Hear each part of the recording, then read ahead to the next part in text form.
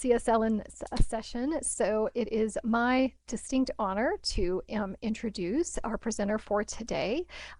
We have with us Jane Martell, who is the Senior Project Manager for the Arapahoe Library District. And Jane, I am going to turn it over to you. Okay, thank you. It's so nice to be here. I work at Arapahoe Libraries, which is outside of Denver. We have over 300 employees, and I've been there since 2008 in a number of different roles. Right now, I'm in the project management office, and I love it. Today, actually, I'm on vacation, so it's nice to see so many of my colleagues as guests. Um, I love to do this, so I'm doing this on my own time. I'm not particularly representing Arapahoe Libraries today, uh, and I'm happy to bring this topic to you, root cause analysis. So I'm curious, just to get us kicked off, um, what drew you to this session? So if you're willing to share that with me in chat, that will be helpful, because if you name something that I hadn't planned to get to, I might be able to add it in. So just curious, what drew you to this session?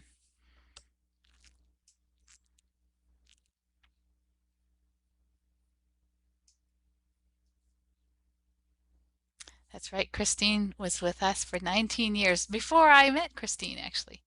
She left before I arrived.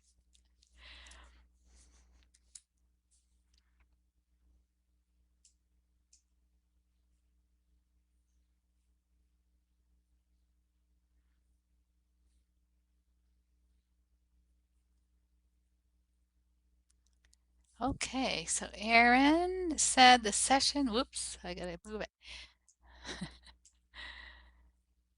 Charts that I see all the time but sometimes don't understand. Great, yeah, we're gonna get into Pareto charts. That might be one of them, or scatter diagrams.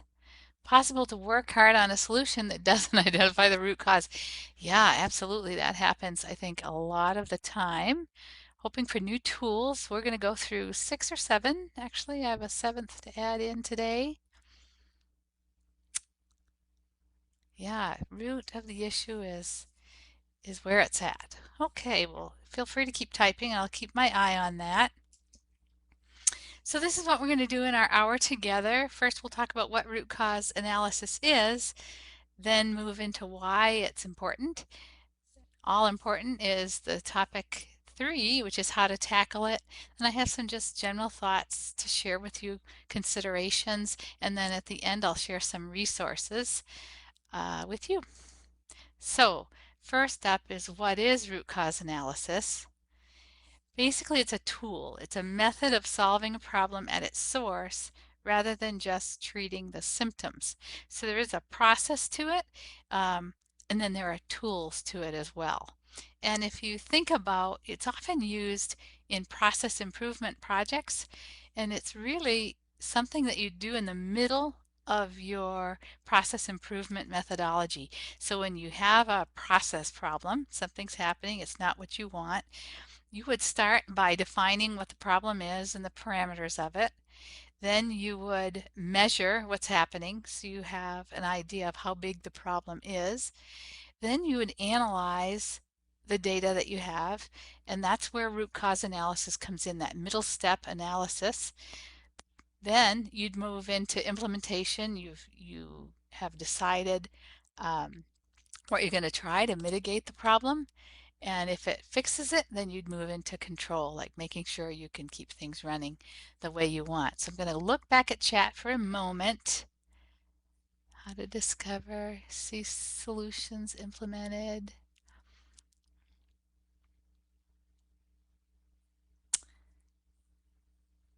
Right. Okay, good. I think I'm caught up on that. So that definition we just saw included a couple of words that maybe merit some discussion. Symptom is a signal, oops, a signal that signals that something is wrong. Should be signals on the second one. Something's wrong. So a symptom could be a fever. So we've all just gone through the pandemic, maybe still going through the pandemic, very accustomed to having our temperature taken or taking it ourselves. And the thermometer is a tool to tell us if we have a fever. The fever in itself may or may not be a problem, but it's a symptom of a problem. So there we go. When you have a temperature, so to speak, you know that you have a problem. And then the root cause is the real reason for the problem. Fevers can, in and of themselves, be problematic, but that is, you probably have to go deeper. Why do I have a fever? Hopefully not COVID, right? So here's an example. I'm going to read this aloud. This is from manufacturing because manufacturing really uses root cause analysis frequently. And I think it's a tool that applies to libraries as well. So a machine is producing defective parts. It's found that a device on the machine has been damaged, so it's replaced. However, further investigation reveals that the reason the device was damaged was that it had been bumped by a forklift. It was subsequently found that the painted line on the floor that showed forklift navigation areas around the machine had worn off. The organization had no regular process for reviewing the status of the lines and repainting them when needed. So you can see where it would just be easy to replace the part and think you're done with it.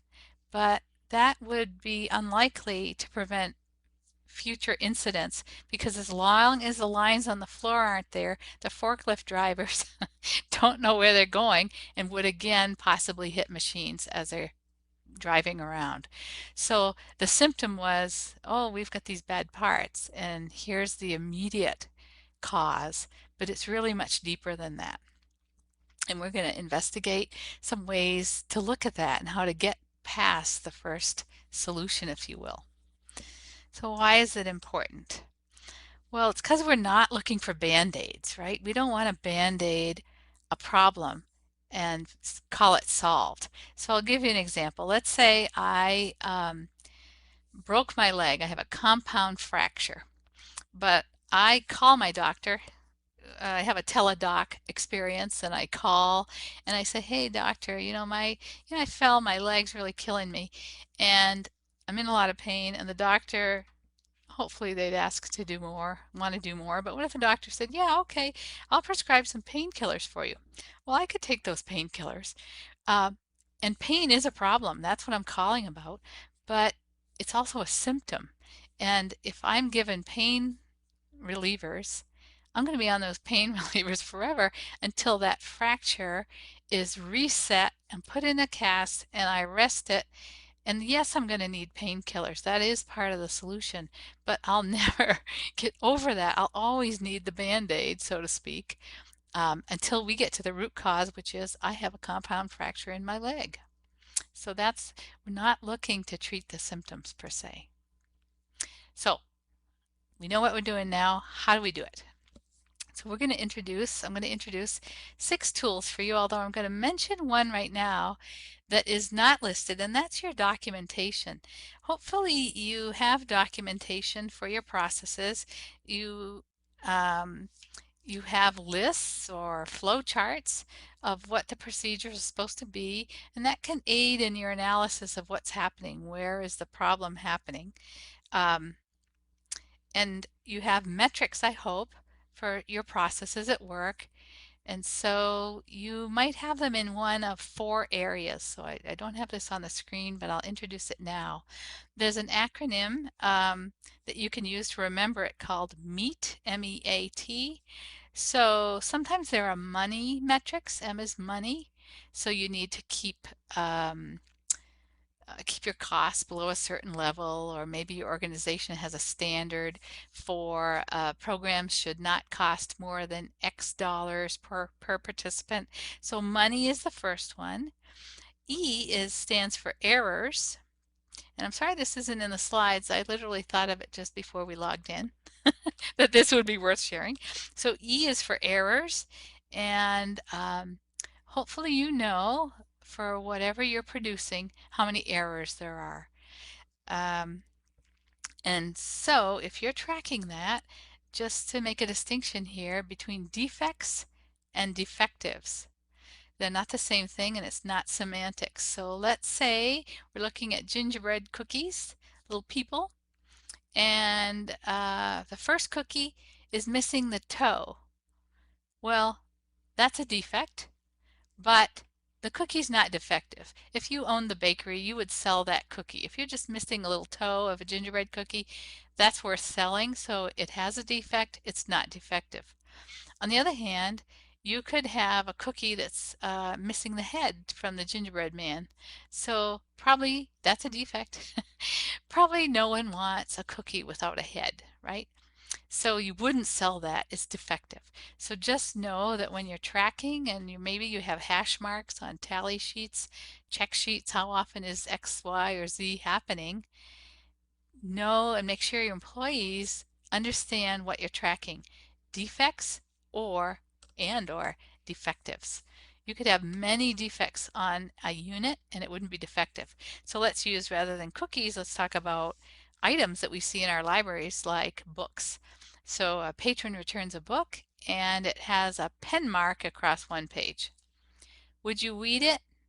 Mm, Probably not. So it's a defect, but it doesn't inhibit a patron's ability to read the book and understand it. So you'd probably keep circulating that book. On the other hand, if a patron returns a book without its cover, it's been ripped off or eaten by a dog, then that's a defect, but it's also defective. Probably that's going to leave your collection, you're weeding. So just a little distinction between those two things for errors. A is amount, and we have a lot of amount data in libraries, right? We know how many items are circulating, we know how many programs we offer, we know how many people attend. We know a lot through our ILS and through our Google website statistics. We sit on lots of amount data, so that's not surprising. The other piece of process-related data that might help you with root cause analysis is to look at your time data if you have it. How long is it taking to do certain things? And if you're tracking that, then you can really see when it's changing. So that's a tool. Your documentation, your metrics for your processes would be a place you'd start to look at root cause. But then there's these other tools. So let's go through them one at a time. So one of you mentioned that you see charts, you're not sure what they mean, and this might be one of them. So this, I'm going to go to the next slide because it's in more detail. So this is fictitious information. We have a call center at Arapahoe Libraries, and I did reach out to it's called ALD Answers. I reached out to them during the pandemic, and I said, so, what are people calling about? And so this is an estimate. Out of a sample of 50 calls, um, the supervisor estimated that 23 were about claims returned. So that made perfect sense in a pandemic because we were quarantining materials for a week. So patrons would return the item. They were not going through our sorters. Those were shut down. They were wheeled off instantly and they sat in a meeting room for a week. So patrons look at their records. These records are accruing fines, which of course we're going to, well, no, we don't have fines anymore, but they're worried they're going to be billed for the item because we apparently don't have it, but we did have it. So claims returned, why people were calling. We had park and pickup appointments, so you couldn't just show up and get curbside service. We had an appointment system. 17 of the 50 were calling about that. So if you just looked, and then you can see on the bottom of the chart, people wanted to know how to print. We were accepting print jobs for people even when people weren't in the library, so they wanted to know how to do that and how to pick it up. And then, of course, because our neighboring counties didn't all close or open faster than we did, our patrons wanted to know why we are still closed. We're not closed, but at the time. So that you could track that data just with hash marks on a sheet, right? Um, Now, are calls a problem? Not necessarily, but you can see that if something's happening and you want to know more about it, this is how you could do it. So you arrange your data in descending form, and this first column shows there were 23 items, and that's around 46% if you followed it over to the line on the right. And then the next highest column is appointment questions. So that was another 17. So it's 17 on your y-axis. And if you're like me and you always forget where X and Y is, one time someone said to me, Y to the sky, so Y is your vertical axis, and now I never have a problem under remembering where X is and where Y is. So Y to the sky.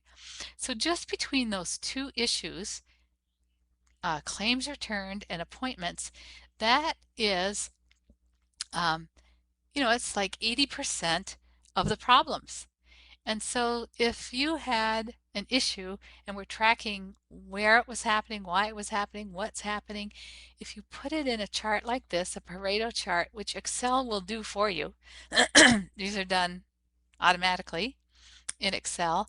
Um, if you could tackle it in this order, you say, okay, well, apparently people are not getting the message that we're not checking in items instantly. And so you could do something to mitigate those calls. So I hope you see how this works. Okay. A second tool that you can use is called a fishbone chart. And it also goes by the name Ishikawa diagram after the man who invented it, or a cause and effect diagram. So let's look at a few. I have a few for you to look at. So, there were bones, big bones on the fish and little bones. So the big bones are often labeled. They're categories for things. And these are some of the common ways people use or how they name these big fish bones. Manufacturing also often uses the 6 M's, which stand for man, really more broadly people, but it's an M, methods, Mother Nature, measurement, machines, and materials. In service industries like ours, the bones are often labeled people, process, policies, and plant. Plant is similar to, um, your location and equipment. But you can make those bones say whatever you want. And so here's an example. Why are my dogs barking their heads off? Well, the real root cause is because they're dogs. But if I really wanted to explore that, you can see I have 4 different categories. One, it's their instinct, right? They chase vehicles because they're predators, right? They chase when something runs, when things move. They're also a guard breed. They're a sheep herding guard breed. So it's in their nature to be on the watch. They perceive whatever's happening outside the fence as a threat. Kids have teased them in the past. There's, the axe murderers from Amazon coming every day, delivery people. They think it's a threat. They have some kind of fear response, or they just want to participate. They love visitors, and so they see something fun happening and they're saying hello. So the point of this is that you can create your categories to be whatever makes sense. And so what you could do to do this, if you were in person with people, or you can do it online too, using post-it notes, or you use an app like Padlet, and you have one idea, you're in a group and you're saying, what could be causing this? And the group starts to throw out ideas, one per post-it. So you have all these post-its, and then you group them. It's called an affinity diagram. You just group them into categories. And so you're putting a header on it, and that's how you could make your fishbone chart. So you'll notice in this one, this is closer to home, not dogs barking, but maybe you feel that it's taking too long to process items that are returned from patrons, or you've just ordered them, they come in from Baker and Taylor, and at one point, our process was running 64 days to get a new title um, from opening the box to back on the dock to go out to the library. So that was a long time and longer than we wanted. So we got it down to 5 to 7 days. But this is a method you could use to start brainstorming. What is the problem here? What's happening? So it could be policies. In this case, this is returned items. We used to check our media with multiple discs for completeness. If the cover said there should be 12 discs, we at one point had staff looking at them. Do we have 12 discs when the item comes back to us? We did a study and determined the percent of items returned that were not complete were so low it wasn't worth checking 1,000 to find the one that isn't complete. So we don't do it anymore. So that policy, though, contributed to things taking a long time. We have 2 courier deliveries per day to most of our libraries. Um, are the libraries able to keep up with that? We have a really large manual for, you know, finding the answer. And so a lot of times employees don't want to go looking for things. They just ask their buddy, how do we do this? And it's wrong and things have to be redone and so forth. So your policies can be contributing to what's happening. I will say in general that your process is perfectly designed to deliver the results you're getting. It's um, it's the way it's set up. And so that brings me to this next people thing. Be very careful about the people category. Rarely is the problem people. As a matter of fact, I heard this fantastic quote the other day. I was in a book club about a lean book with one of the authors, and he said, the process is the problem. The people are always the solution. And I think that's fantastic. People are your solution, they're not the problem. So it's easy to want to point fingers and blame and say it's that Sally Joe. If just, if Sally Joe would just leave, everything would be perfect. That's probably not true. So be careful about the people. It's not the person, it's more what's happening. Could be that we do a lot of training at Arapahoe Libraries, but I don't know that we really follow up to make sure that all that training stuck. So they heard something the first time. Do they really know how to do this for the rest of their work life? Not sure. Um, it could be that people prefer other duties. I mean, that's what was happening, I think, years ago. Um, we had a role that included both check-in and shelving and all kinds of other things. So when people have a choice, naturally, they avoid doing the things they don't want to do. And so shelving, if they don't like it, can really back up if that's not being managed, no expectations set. You know, many times people said, I don't know what the priority is. So that would be, supervisors need to set priorities or the leads, however you work that out. Many would say to us, it's just too hard to shelve when there's so many patrons on the floor. So they're in the way. So we don't even go out there at these times. So that can contribute to process items taking too long to check in and shelve. So anyway, you get the point, I hope. It's just a way, really, it's like organized brainstorming. What could be the problem? It doesn't tell you which one of these is the problem. It's just a way to more fully explore it. And I said this before. Um, Sometimes people don't fully understand the training. There's no confirmation that the training was understood. The material that was covered isn't used but once in a blue moon, so who can remember it? No one.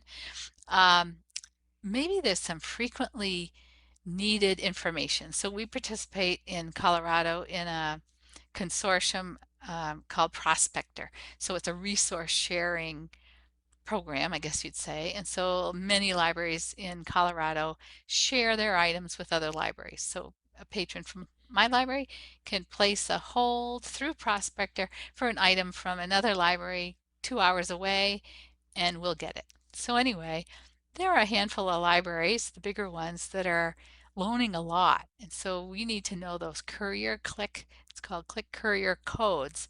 So it'd be great to have a job aid, maybe a laminated sheet with the information that might be hard to remember. Oh yeah, that's C220, that people can easily reference. So that's what a job aid is. Can be lack of supervision. I tend to believe that we're a very hands-off industry, at least what I've observed. So we hire people who are smart, of course. They're committed, they're motivated, and they look like they're busy on the floor. They look like they're doing what they're doing. So I'm not going to bother them as supervisor.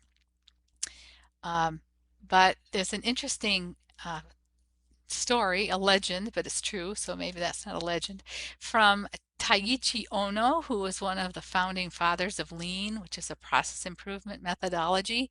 And when he had new supervisors, managers on the floor, their first day was he would take a piece of chalk, draw a circle on the factory floor. He'd tell the supervisor, stand in that circle and all day and just watch what's happening. And that is so powerful, so powerful. And I think supervisors are often busy, and if they're out on the floor, I think they feel compelled to help and serve patrons, which is fantastic. Are they just watching? Don't know. Do they feel that's even appropriate? I don't know, but I think it's really appropriate. Watch what's happening. Could be inadequate job descriptions. So someone's responsible for something, they don't even know they're responsible for it. Who reads their job description after you're hired? You know, it's like a mile long and other duties as assigned. And sometimes it's possible that someone doesn't even know they're responsible for something that they are. So people could be a category, but be careful about it, is what I'll say. Another tool that I love is called an is not analysis. So it's almost like a funnel, although it's set up like a table. You're trying to narrow down. So it's easy for people to say things off the cuff, and people just take it and run with it as if it's the truth, and we go from there. Oh my gosh, the forms submitted to HR are not completed correctly or fully. Okay, well, what would be the solution to that? I think we need training. That's what we do in our organization. We need some training, and we're going to train every employee on every form. Well, if your forms are that bad that you can't figure out how to use them, that's probably the problem. But really, using this is not analysis tool can help you out. So you're trying to get down to the root of it, right? So what is the form that's the problem? Oh, it's timesheets. It's not every form that HR has, it's timesheets. Every library, is that a problem? No, not really. It's just the timesheets coming out of these two libraries. That's where the problem's coming from. It's not every library. Every time period, is this a problem? The timesheets are all messed up? Oh, well, no, really, it's when there's a holiday that's part of the pay period because people are all messed up. They don't know what to do about paid holidays and what if they worked and we were open and what to do about that. Everything's wrong? No, it's not everything. I would say, maybe you track it. Next time there's a time period that includes a holiday. 35% from these two libraries came back incorrect and 20% were incomplete. So there's things you can do about incompleteness, right? And is everyone doing their timesheet incorrectly? No, no, it's the people who are working remotely and the non-exempt people. Okay, so you can see by using this tool, um, you know where you need to focus. What is the problem? So it's sharing how to account for paid holidays at these two libraries, with remote non-exempt in place, rather than rushing into, we're going to have a training on every HR form for every employee in the organization. So I love that analysis. I think we're at the fourth tool now or so, is a scatter diagram. So this black and green diagram that you see came off the internet, and it had no axis labels, I don't think. So I added these fictitious X and Y axis labels. So let's take a look at it. Temperatures on your X axis, and typically that horizontal X axis would be your process input. And the y-axis, Y to the sky, I put patron visits here or door count, but that's usually your, the effect, what's happening. Could be errors in this case. When we talked about defects, you could put defects on this x-axis. So anyway, how we would read this, and we're looking, this is not cause, so here I am saying root cause analysis. Scatter diagrams are not, you cannot use them to assign causality or causation. I don't know what's the correct term. It's a correlation. So you're just looking at two variables and seeing how they relate to each other, if at all. So in this case, there's an inverse relationship between temperature and visits. So maybe this is Alaska. And so the higher the temperature, the fewer the people are coming in your library. Well, you're not going to be able to do anything about the temperature, right? You're not going to solve that problem, but you can see there's a relationship. And so, you could go down a path of how you could attract more people, or you just look at the Farmer's Almanac, plan things for the days. I don't know what you're going to do, but it's just looking at understanding the relationship between something happening that you aren't happy with, which is your why, with something else.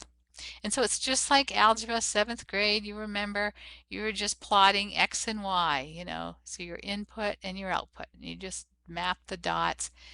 I believe that Excel can do this. I have different software that can do it, but I think Excel does this as well. So, but not that hard, kind of fun if you wanted to do it yourself, just to better understand the context.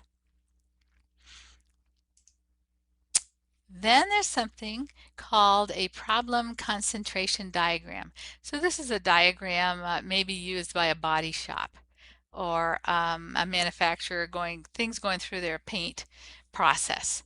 And so they've identified what these different things mean. There's a bubble on these areas, there's dirt here, there's scuff marks. So if there was a concentration of a certain type of problem in one area, you could easily see it and then figure out why is it happening there? What's causing that? So we don't body paint cars, right? So you could use this on a form though. You're getting forms back and you could code, here's the field that everyone's missing. They don't understand what this means and we're getting crazy responses to this field. And then you could see it. You could use it on your website. And I don't know how deep the Google Analytics go, but can you see where the abandonment happens? So someone's filling out a form online and pretty much people are doing the first four fields and then they get to that fifth one. People are abandoning there at a much higher rate than in other places in the form. So it's a way to look at something visually. It could be that you're doing shelf reading. You're sending people out to do shelf reading, and then you're asking them, you have a layout of your floor, and you're asking them to put a something, bubble or something, a check mark, where things are not shelved correctly, correct order. Well, you can probably guess it's in nonfiction, right? Especially with the decimal and then what happens after the decimal, right? So Dewey's can be challenging. So you could use it in shelf reading. Where is the problem? And then the solution isn't to fix the whole thing, it's to fix where the problem's happening and why is it happening. So I think a problem concentration diagram can be really helpful to visualize an issue. Speaking of visualization, probably all of you have seen a flow chart. So if you had a map of your process, visualize the steps. Maybe there's 6 steps. Here it starts and ends, and you have the steps in between. You could analyze things against that process map, that flow chart. Where is this problem happening? And then we're going to do this one together. So this is a really common root cause analysis tool called the 5 whys. It's about asking why a situation occurred 5 times, but I'll just divert right here. It could be 4 times, it could be 8 times. It's no real magic about 5. So why a situation occurred 5 times to dig beneath the most obvious cause to get to the root of the problem. There was an example that I recently read. There's so much written about manufacturing, so I have a lot of manufacturing examples. But so there's a pool of oil on the factory floor. Oh, where'd that come from? We shouldn't have that. Well, the oil pan in our forklifts is leaking. Why is the oil pan in the forklift leaking? Well, because we buy the cheapest oil pans there are. Why do you buy the cheapest oil pans? Because that's the policy coming out of our finance department. That's how we determine our RFPs and who's going to get the business. So you could clean up oil all day, every day, but it's not really going to solve the problem. It's going to happen again until you get to the systemic, the root of the issue, which is we have a policy of buying the cheapest things we can possibly get, and then we have subsequent problems. So let's try this. And so we're going to use chat. This is a bit of an experiment. Um, let's say this is the problem. You just went to the office supply area to get a stack of Post-its for your upcoming staff training, and there aren't any to be had. So we're going to ask 5 times, and what I want to share is that we're not brainstorming all the possible reasons it could happen. We take one and delve deeper. So would someone in chat tell me why is it there are no Post-its in the supply closet? I see a couple people are typing.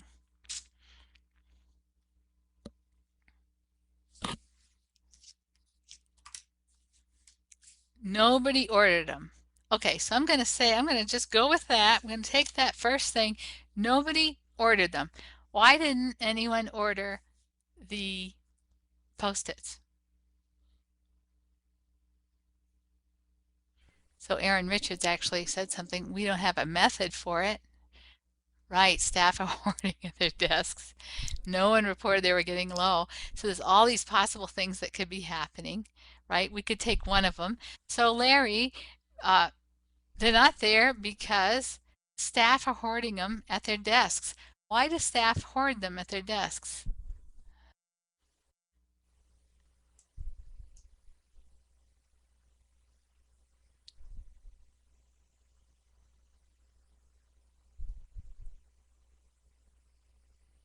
They are hoarding them because of this very situation, because they're not going to be there when you want them, right? And so there doesn't seem to be, I'm showing all these, looking at your responses, there's no system for ordering. Who's responsible for those Post-its? Who's supposed to order them? And maybe the person who's supposed to order them has been out for a month.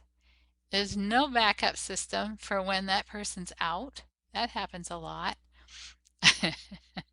um, it could be they don't even know they're supposed to order them, right? Could be part of the job description thing. Oh yeah, yeah, we lobbed that onto that position, but we forgot to tell that person they're new and we never even told them they're supposed to do that. Or there's no method for people who discover it to report it.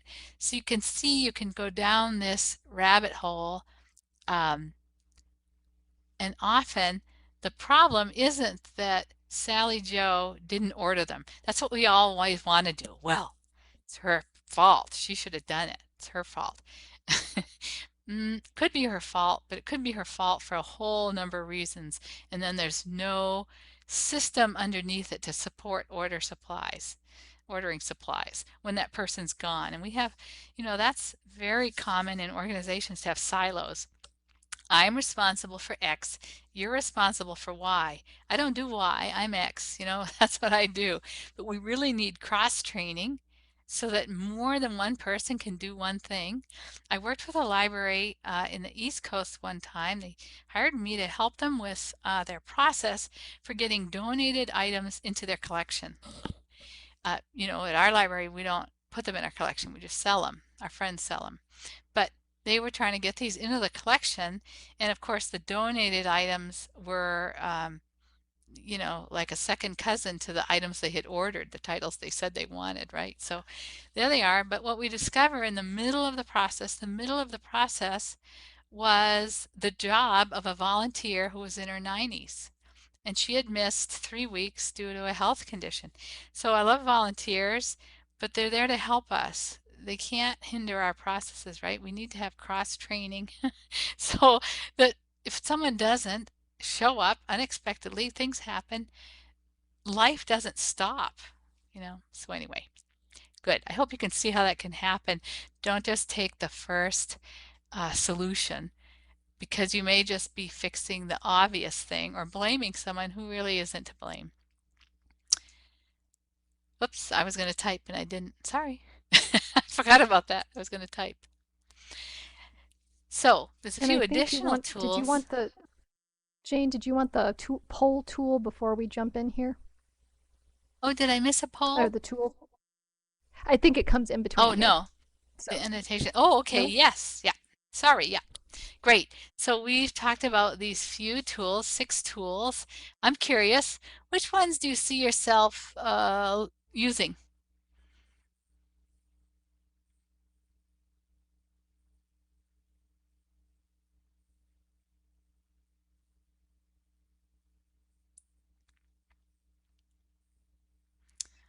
I love watching this. I don't know if everyone sees the voting happening, but it's like watching a Yeah, horse race. I watched the Kentucky Derby a few weeks ago, and it's fun. It was like that. I don't have any money on this, I was but just yeah, I was just saying the same thing. It's kind of cool to see it changing. yeah, yeah, We have a lot of people that like the five whys. yeah. I would say it's the most common root cause analysis tool. Yeah. So really all these tools are about visualization. So it looks like 5 whys. One, if you want to say one. Fishbone charts, yep, very common. Just a way to visualize, like mind mapping, right? Just looking at it all, getting it all in front of you. I also love the is not analysis. It's so easy to generalize when it's not really a general issue. Great. Okay, I guess we can close the poll. Thank you. I forgot it was there. Thanks, Christine. So we talked a little bit about documentation. Hopefully your processes are documented and there is a best way to do it. So this might sound a little countercultural, but I believe there should be standardized work. If there's a procedure, everyone should be doing it the same way. And if someone discovers a better way to do it, then everyone moves to the better way. And I do hope that people are always looking at improving their procedures and making things faster. It's great. I'll tell a little story about something that happened years ago. We had a material handler supervisor working for one of our larger libraries, and it was taking that library 2 hours each morning just to check in the hold bins that the couriers had delivered that morning. So these are holds coming from other libraries in our district that need to be put on the shelf at this one library. 2 hours just for that. Okay, that was a lot of time. So he had this idea and tested it out with a few of his employees, and lo and behold, they could get through that process in, I think it was 40 minutes, right? So a third of the time. So he introduces this new way to the other employees, and they try it. I don't really, they don't like that. I don't like this. Okay, so who cares if you like it? Every change feels weird at first, right? Why would you, I'm on my soapbox here, why would you permit people to take 2 hours to do something that can be done in 40 minutes? So that's why I think standard work is so important. Have a process, have a procedure, make sure people are doing it, and it's not chiseled on a tablet. It's written in electronic form and people can change it. We keep changing it, keep making it better. I believe that everything could be made at least 1% better. And so that's kind of a mindset you can try to um, foster. Records, so if you know what's happening. So I told you that at one time it was taking 64 days to get our new titles onto the dock for the couriers to take them to our libraries. So that was high. And we did a process improvement project. We got it down to 5 or 7 days. Can't remember. But prior to that, years before, they had tackled the same thing. It was taking 11 weeks to process new items from Baker and Taylor and get them out. And they had gotten it down to like 5 days. But what happens when processes aren't managed and you're not tracking all the time and watching the numbers, not just tracking them, because they had spreadsheets for years at this department, but you're going to be watching them so you can see the creep happening. So your records will show you what's going on with your process. They're a clue anyway. Interviewing is wonderful. So what is written that should be happening isn't always what is happening. And the people who know that are the people who do the job. So interviewing them to try to understand what really is happening here. And they'll tell you, hopefully will tell you. It does take a measure of trust. I remember at one library we mapped this process and the supervisor was in the room and said, yeah, this is how it goes. And then people who worked the process said, no, no, we do it this other way. If I had just talked to the supervisor, I would have been going down a different rabbit hole. It wasn't the process at all that was happening. So it behooves you to talk to the people. They know a lot. People doing the job understand what's going on and have a lot of great ideas. And then we talked about flow charting. All right. So a few considerations in root cause analysis. The first issue is, well, how deep are you going to dive? How many times are you going to ask why? Um, and there's a poll here, isn't there, Christine? I think. Yeah, good. So what do you think? What do you think? You're going to stop at the symptom level? Are you going to go to the physical cause or the system level?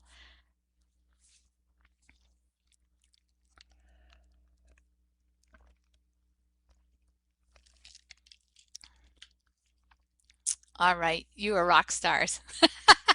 You're rock stars. Although there's a caveat to this. That's exactly what we've been talking to. Dive deep and fix the problem so it won't happen again. System level. Thank you. You can close that poll. Um, but there are times when the symptom needs to be addressed. I mean, you need something quicker.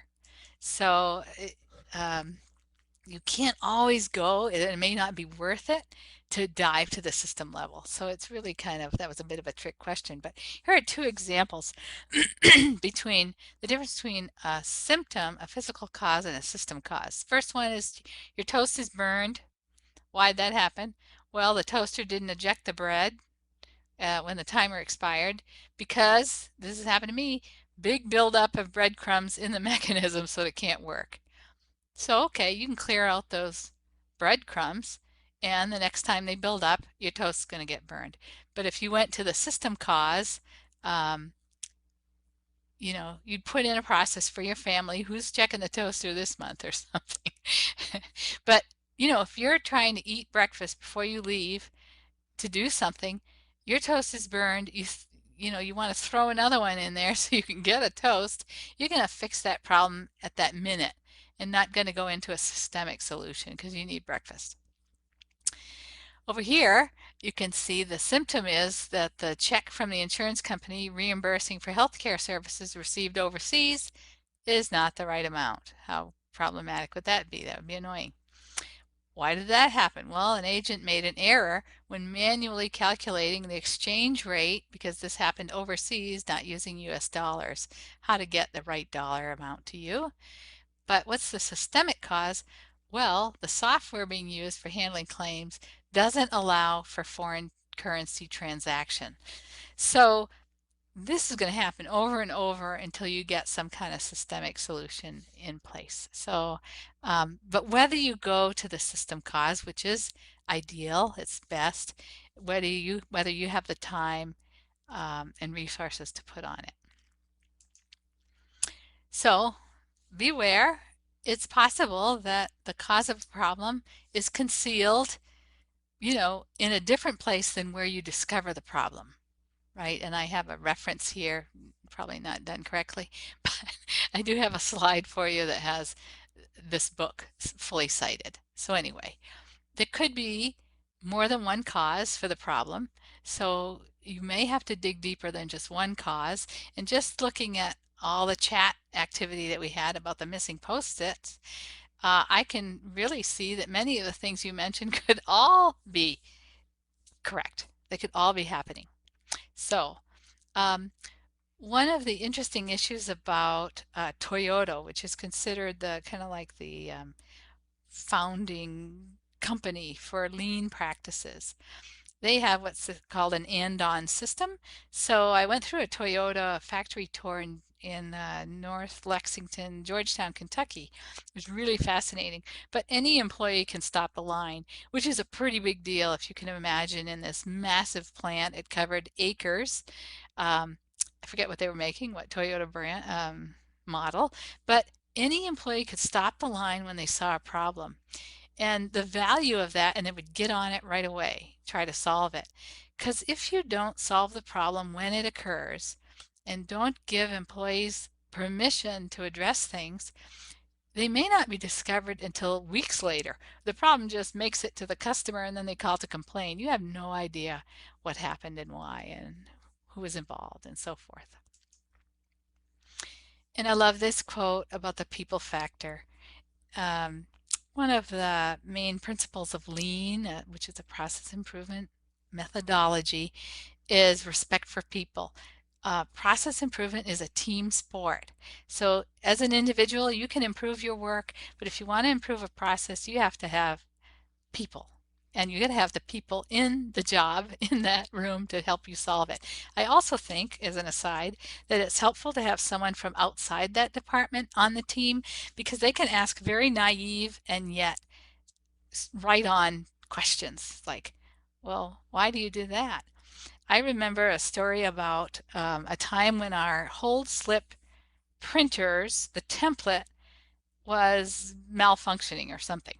And so the person's name, you know how you do four, and people do it differently at different libraries, but there's a whole slip that goes into the item and it gets on the shelf, and the patron is supposed to be able to recognize that this is their item based on however you do it. Well, it was printing too far to the center, not at the end. And so with the paper, it's really flimsy paper and it was curling around. We had to have people fold the end of the hold slip to give it some substance so that patrons could see their name, partial name on the slip. Well, I mean, the template got fixed, right? And we had substitutes at the time. So here we are months later, and substitutes are like they were told to do months before, folding the slip down.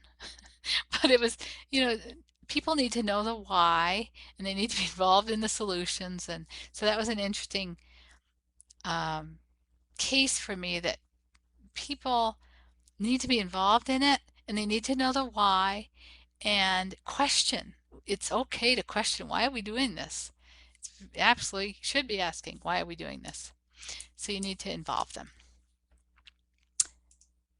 So here's a couple of resources, and I say a couple and I mean, so here's what happened. You know how you're not supposed to keep files on your desktop? Well, I had moved, I can't tell you, countless articles on root cause analysis into a folder on my desktop for some reason.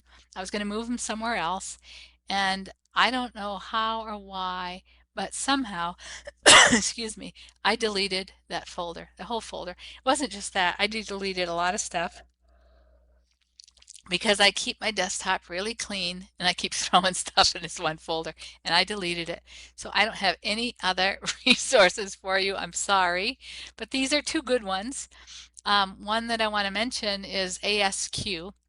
So ASQ stands for the American Society for Quality. So they're kind of like the guru group. They do a lot of certification testing, so I have several credentials from them. It's a great resource. Some of them are open to the public, some you have to be a member. It's not a very expensive membership, but there's two for you. And that's what I have to say. Do we have time for a few questions? We do. We still have about 5 minutes. So if anybody has any questions, feel free to add them in the chat. While we are waiting for questions, I'm going to bring up a link to a survey. And we are always looking for how we can, talking about process improvements, how we can improve our webinars. So I'm going to pop a survey into the chat. You can also click on the link on the actual slide. So once again, if you do have questions, do not hesitate to put them in the chat. I also want to let you know that our next CSL in session is going to be on June 16th, and we're going to be talking about Dungeons and Dragons in the library. So you can put that on your calendar as well. The archive for today's session will be on the CSL in session website in just about an hour, and I'll pop that into chat as well. And then lastly, I will put my email in the chat in just a second in case any of you need any certificates. So, And I'll put my email as well. I'm happy to hear from any of you if you have questions after this. and I I see do want Bonnie's to writing. thank. I don't know. Oh, yeah, I'm just scrolling back to see if any questions came through. Not seeing any just yet. Um, but yeah, we do have a couple minutes, so if anybody has any questions, just pop them in the chat and we'll see what we can have Jane answer for you.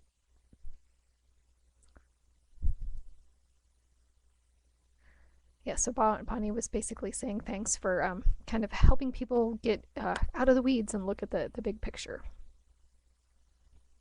Yes, I agree. And I want to thank Jane very much for doing this session for us today.